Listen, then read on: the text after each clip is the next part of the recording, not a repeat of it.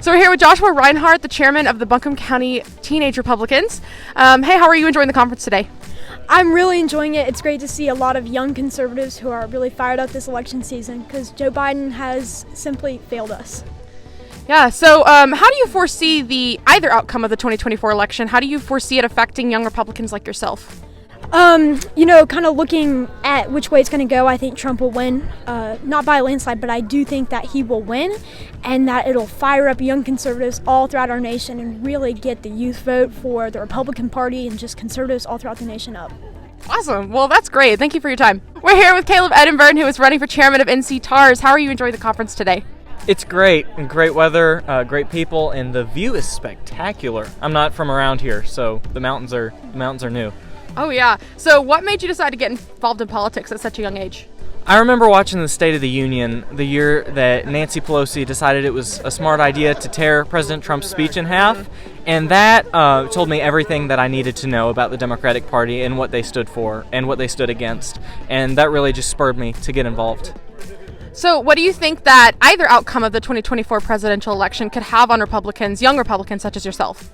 So if it goes for Trump, I think it's 4 more years of what we saw between 2016 and 2020. A strong economy, strong borders, American exceptionalism. And if it goes for Biden, I frankly think we're screwed. It's a great way to put it. Hi, so we're here with Kaitlin Club, the chairman of the Asheville Young Republicans. How are you enjoying the conference today? It is incredible. Oh my goodness. We have young Republicans, teenage Republicans, and college Republicans all across Western North Carolina. And it is fantastic to see just a great community of people coming together for patriotism. Wow. So what made you get involved in politics at such a young age? Oh man, I come from, all of my grandfathers actually served in the military, so I grew up listening to their stories and always was surrounded by a strong conservative patriotic family, and as I grew up, I was one of those people that realized that this was it for me, and this is where I wanted to contribute and an amazing cause to promote freedom and conservative values. Wow. So what impact do you think that either outcome of the 2024 presidential election will have on young Republicans like yourself? I think it will affect a lot. I mean, there's a lot of table politics on the line, such as, inflation, cost of groceries, an abundance of other things. So I think it will affect all facets of not just young Republicans, but all Americans. So this is a very crucial 2024 election. Wow. Thank you so much for your time. Thank you so much. So glad you're here. Thank you. Hi, so we're here with Will Witt. He is an influencer from PragerU. So how are you enjoying today? Oh, it's wonderful. I mean, could have chosen a better spot. We're kind of in a slum right here, but other than that, it's amazing. Yeah, it's beautiful. So I'm wondering, what made you decide to get involved with the conservative movement at such a young age? Well, there are a lot of problems out there. When you look at the world and you see the world that someone like me is supposed to grow up in, the hands that were dealt, and then you're just supposed to be satisfied with that and go along with it, that was never good enough for me. And it shouldn't be good enough for all these people. That's why, do not comply. The name, or complying, is something that you are saying, okay, I'm fine with this life that these people have given us, but you can't be fine with it. There's so many problems and things going wrong in this country. I felt like I had a mission to try and help it, to save what I know is the